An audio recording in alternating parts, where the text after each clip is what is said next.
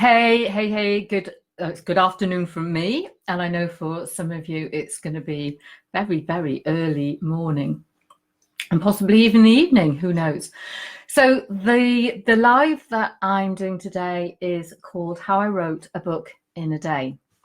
And I've got a load of notes because I'm going to refer to everything. Otherwise, I'll completely forget how I did this. So what I'd love you to do is if you've got any questions, stick them in the comments. And I will answer as much as I possibly can. So any of your questions, they will get turned into this blog post that I have diligently written. So let me give you some background to why I decided to write a book in a day. Because if anyone had ever said to me, oh, you can write a book in a day, I'd have said, no, you can't. What a load of rubbish. Because I am so... Ooh, 9 p.m. Hi, Chris. I'm so fixated on, we must write books that help us build our brand and our business and stuff like that. And something had happened. And Barb, hello, good morning. You can go back to bed if you're feeling really, really tired. Okay, so a massive welcome to everyone who's joined, and lots of everybody I know, lots of people I know quite well, and some that I'm getting to know. So the whole thing around me helping people write books is I want people to write books that are kind of like weighty and help them to build their brand and their business. And something happened, and I needed to take some time out. And I sat here and I thought, I need to do something that's going to give me a sense of achievement. And I thought about, well, what have I done in the past, and what would be like a really nice heart project? And I love journaling, as you know, and I journal practically every day whenever anything's going on in my head. Well, when you wake up in those early hours of the morning, you go, I don't want to do this anymore, like what's going on? The journal comes out and you get such amazing clarity. So, I've written a book called Writing to Heal. My writing, I've always written, I've always journaled, and I believe in the power of words. So when I thought about what kind of book could I write, to me, the idea of creating something around journaling was a no-brainer, absolutely no-brainer. I'm going to apologize. It's absolutely roasting here. So anyone else who's in Spain, you'll know I have my trusty fan, but I won't start fanning myself, but it's absolutely roasting. So I wanted it to be something that actually people would get a lot of value from, that I would enjoy doing. So when you're the first thing is when you're thinking about how could you write a book in a day, you need to brainstorm ideas that are going to give you pleasure, that's going to be something you're really going to enjoy doing, that you believe that your ideal reader is going to enjoy consuming, but also think outside the box a little bit. So when you start brainstorming these ideas, I decided that, I've got a lot of content. All this content is sitting on my hard drive. I'm not doing anything with it. A lot of stuff that I didn't want to publish. And actually what I've been able to do is go and look at that content. So I sat and I brainstormed a load of ideas, and I came up with a series of books that I can do fairly simply. And I'm not going to sit and do them every single day. I'm not going to sit and write like 10 books in a day. But I did this big brainstorming, and I thought, what would give me pleasure?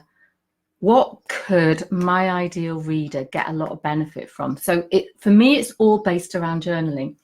So when you look at all the things you're doing, and Lorna, if you don't mind, you came into my head when I was walking this morning. So Lorna is writing some letters and things. It's your granddaughter, I believe, Lily. And I asked a question the other day. I think you're feeling a little bit stuck, and you came up with the word serenity. And you came into my head this morning, and I was thinking, what Lorna could do, for example, is she could take these letters that she's writing to Lily and also turn them into journaling prompts. So she could write whatever these letters are, and then ask her reader to reflect on what she has said, and then do some journaling, so that they've got the story, they get that heart connection that Lorna has with Lily, And then they've got some questions for reflection, and they can go off and do whatever. So rather than wait until she's got to the end of it and it becomes this big weighty tome, she could do a series of books called Letters to Lily, so that they become a series of journaling books. So all of you sitting here, you will all have lots and lots of content. So first thing to do is brainstorm those ideas. Now, out of this book that I have created, and I'll give you some facts and figures around the book a little bit later on, brainstorm ideas and then think outside the box and say, what else can I do? Could this be a series of shorter books with lots and lots of content that I've got that take people on some kind of a journey? Because you're always writing things that take people on a journey. So the first thing to do is brainstorm your ideas. So I've got loads and loads of journaling stuff. I also have loads and loads of mandalas. And something that actually took me quite a lot of time was I wanted to make all my mandalas, because the book is called Colour My Life. And this particular one is called A Journey to Self-Love. And it's very relevant to me, because when I left my husband and came to Spain, I went on a massive journey to self-love. So I wrote a lot about self-love. So I have this content, and I adore colouring in things. And if any of you have seen, I've been to art classes recently, and I think the only successful thing I did was paint Marley. So out of doing this, I can create a course on how to write a book in a day, but I can also create courses around the content that I've created in each of these books. So think of, what content have I got? What could I do really, really simply that is a bit of a no-brainer? And then what else can I create around it that's going to help me generate revenue? So brainstorming is the first thing that you need to do. And I'm going to keep referring to this because it'll keep me on track, because otherwise I'll waffle, and we all know I can talk a lot. The next thing to do is, when you've got that list of ideas of books that you can create and ideas around it that are going to be fairly simple, you need to do something that I call a knowledge audit. And a knowledge audit is go to your computer, go to your blog, and just have a look at what you've got. I was deeply, deeply shocked at how much content I've got. I mean, truly shocked. When I looked at these Colour My Life journals and I made the list and I went to my computer, and I'm actually disgusted with myself that I've never done anything with all of this content I've got. Right. So there's a couple of things here. So the knowledge audit is go to your computer and go to your blog and look at what you already have and make a list of this content. Make a list of what it is, where you've got it. Now, it doesn't matter if it's not in quite the right state that you need, because you're going to take it and you're going to repurpose it. That's exactly what I did. I looked at all this stuff I'd written about self-love and I repurposed it, which is why I could write it fairly quickly. So you do the knowledge audit and you identify the gaps. Let me just see if there's any questions. So identify any gaps. So when I looked at this book that I was creating, I had quite a lot of stuff that I'd written about journaling. I had never written anything about mandalas, so I wrote some stuff about mandalas. And I have a tendency to go really deep into things. And I started going off on a tangent, looking at sacred geometry and stuff like that. And I was like, no, stop, don't do that. Just keep it really, really simple. The idea is it's a simple book. So the knowledge audit is look at what you've got, assess the gaps, and then the writing that you're going to do as part of this project is where your gaps are. And hopefully you do it so there's not very many gaps. And I'll come on to some other things. If you've got some ideas and you haven't got the content, you can do all of this, but you can write the content over a period of time and then come back and do the compilation in a day. But it's all about simplicity. Really get connected to who your ideal reader is. Think about their goals, think about any challenges, any pain points and stuff like that. And what I did is I put myself back in my own shoes when I first came to Spain, and was falling to pieces. Basically, I'd discovered something my husband had done. 6 weeks later, I put my dogs and whatever I could fit into a small motorhome and left and came to Spain, and just walked into this rundown old house that didn't have any water, and it was a bit of a wreck. Still needs lots of work. And I walked in and went, oh no, I'm going to live here. Well, looks like I'm going to live here. So, I went on this massive journey to self-love. So I kind of put myself back there. I'm not my ideal reader now because I've been through that process, but I took myself back and really looked at what was going on and what do I know about these people. And, all you need to do is really just keep this as simple as possible. Matchstick person, do a bit of brainstorming around the outside, and job done. The next thing is what questions are they asking? And that is really, really straightforward. Go and get yourself a load of Post-it notes, scribble a load of questions down, put them into some kind of order that becomes the reader's journey.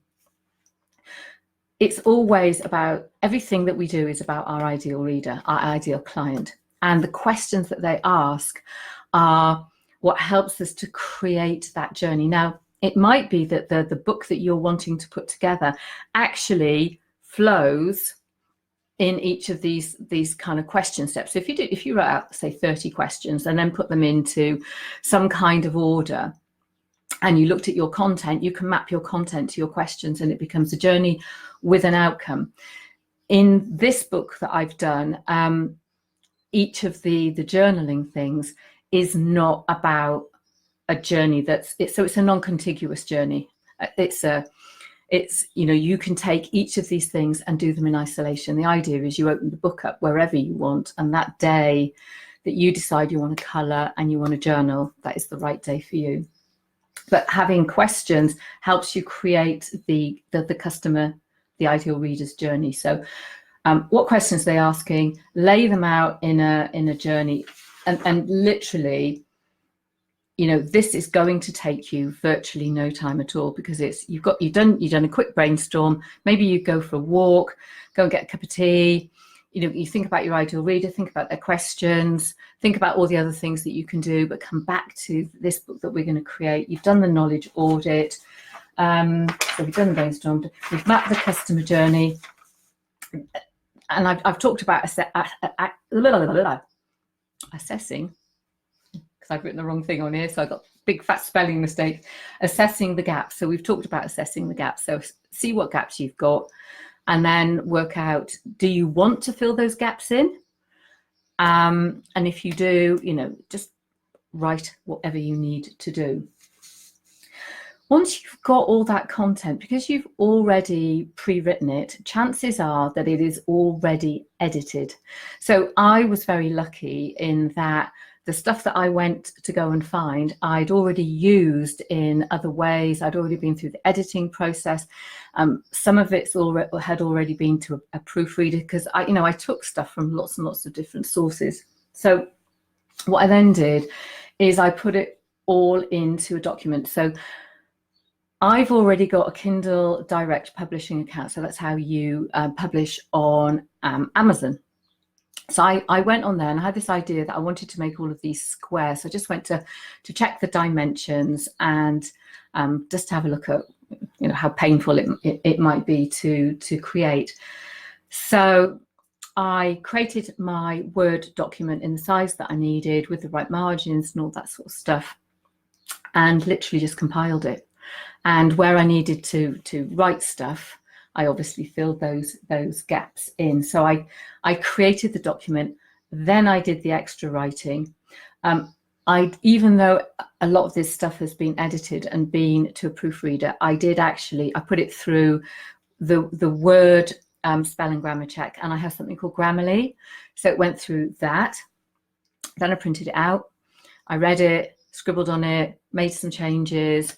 I read it aloud, because that's one of the steps that I always take when I'm editing. I check the formatting, because what often happens is when you're uploading to the Kindle platform, with the best will in the world, your Word document or whatever you're using looks perfect. And you upload it to Kindle and it doesn't look perfect. So you've got to kind of check that formatting, make sure that you've got all the right heading 1s, 2s, and 3s. You've got your page breaks in the right place. You've done your headers and footers, and stuff like that. So literally, and I did take breaks during the day. I didn't just sit and do this all day long.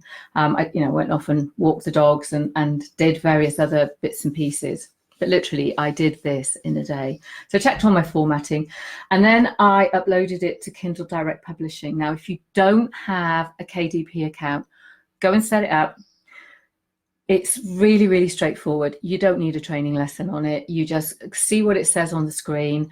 Get them. You can assign a KDP ISBN number. Just use that for this project. Make sure you put all your tax information in. So set the account up, go to the account settings at the top, put your tax stuff in. And really how you do that depends on what country you live in. And so you do your tax stuff, there's a little thing that says bookshelf, just create a print book. Now, I didn't go and get a cover designed because I'm creating what I call a proof of concept, a prototype. So, if you think of manufacturing products, I'm manufacturing this as a series of books, of journaling books. So I used their awful cover designer, and I did that because I wanted to get a proof book ordered and I wanted my book this week. So I downloaded an image from Deposit Photos. And I used their horrible cover designer. This is literally just to get it done. So everything was laid out perfectly. I filled all the little boxes in that I needed to. Use their cover designer. And what you then do, when you get to the very, very end, there's a publish button. Do not publish. Just above that bottom bit, there's a thing that says order a proof book. You click on that. It sends you an email. And then you click on the content of the email and you can go on to, I normally get my books printed through Amazon.es because I'm based in Spain. So you just choose the marketplace that you want to get your book. You pay printing costs and delivery, and literally you'll get your book in about a week. And then you can check that the proof, make any changes, and then complete it. And that is honestly, literally how I did my book in a day. Now, let's say you want to do all of that, but you don't have the content and you currently possibly don't have the time. So what you can do is brainstorm your ideas, do your knowledge audit, do all the kind of idea stage. And then what you could do is you can blog each of your pieces of content over a period of time. So if you blog every couple of days, before long, depending on how long you want your book to be, you will have the content for this book, and then you just follow the rest of it through. Now, if you're blogging it, clearly you're editing it. Now, I would normally never, ever, ever, ever, ever, ever in the whole wide world publish a book without it going through the proofreader. But as I said, most of my content I'm repurposing. It's already out in the public domain. If it's not in the public domain, it's been to a proofreader. So, like I say, what you can do is you can blog it, and because you're blogging it and you're putting it out there, it's going to be better than a first draft. And then you just come back and follow all these steps, and it literally will not take you very long because you're compiling everything. So things that I have now got to do, I've got to wait for the proof book to come back. And things that I'm going to do is I'm going to test how the quality of the paper. So if somebody's going to colour in a mandala and it's going to ruin the book, then what I need to do is put something into the book that says, make sure you put a bit of card underneath where your mandala is. And also, when you look at a book, if you're going to scribble it, you're going to colour in a mandala, it needs to be on that side of the page as opposed to the cover side, because otherwise it's really, really difficult to colour in. So there's lots of testing I need to do when it comes back. Once I've tested it, I will probably order another proof. because I want to read it again, and I will get a proper, I'll go to my cover designer and I'll get the cover designed properly, because I don't like cover that's I'll show you the book when it comes back. I don't like the cover that I've designed with their cover designer, but that's literally what you need to do. So let me give you some facts about the book. This book is 13,564 words, and I think Laura asked me how many words you could put in a book. I've actually had a client who did a little workbook. I couldn't find her workbook this morning to show you. It's only got 10,000 words in it. It's really, really small. I'm just trying to, what have I got here? This is someone else's book. This is probably, this is a 6x9. It's 124 pages. Just to give you some idea, that's a 6x9, and that is about 210 pages. And they are these two books of mine are about 45,000 words. I can't think how many words are in Tracy Jane's book, but they're so probably about 20,000. So this book that I've done, like I said, it's a journaling book, but I've done 13,564 words. There's 5 full chapters about journaling and mandalas and connecting to your heart space and about self-love and stuff like that. It's square, and because it's got spaces for people to write, it's 281 pages, so it's quite big. I don't know what other questions you've got. So there's 21 mandalas. There's it's a little bit like my 101 days of being me format. So there's a quote, there's what I call a kind of an observation. So there's something for someone to read, to kind of get connected to what the quote means, what that aspect of self-love means, and there's an affirmation, and in some of them there's something else to do. So I hope that's been helpful to you. Now, I know lots and lots of people want to write books and they get really, really stuck on it. Go and find some content. Go and turn it into something that's going to give you a sense of achievement. You will have then published your first book. Then when you come to do what's, your big book, it will feel so much easier. And you're already a published author. You've already been through the process. But this gives you a massive sense of achievement, and it means that the content that you've got is not going to be wasted. And like I said, I've given myself a great big kick up the bum, and that I've got lots and lots of these words, content that I should do something with. The other thing that I've done, which you might find useful, is I did a search on my computer for the word planner. So you can imagine, I've got something like, I don't know, 16 or so courses, and I've got lots and lots of planners that I've never published, and and templates. So literally I put the word planner in, and I've got an awful lot of planners that probably won't be books, but I'll use them maybe in an Etsy shop or something like that. So really my key message is don't waste your content. You can write a book in a day. Thank you, Maya. Yes, it's you mean that it's great. You can see proof books already printed, and kind of how many words. I always get that bit wrong, and how thick they might be. The 10,000 word book literally is probably about half of that. Lorna, you're at 21,000 words. You know what? If you wanted to turn that into, like a series of books, you could honestly do that where you are. It would, and it would give you such a great sense of achievement. So, if anyone has any questions, stick them in the comment box.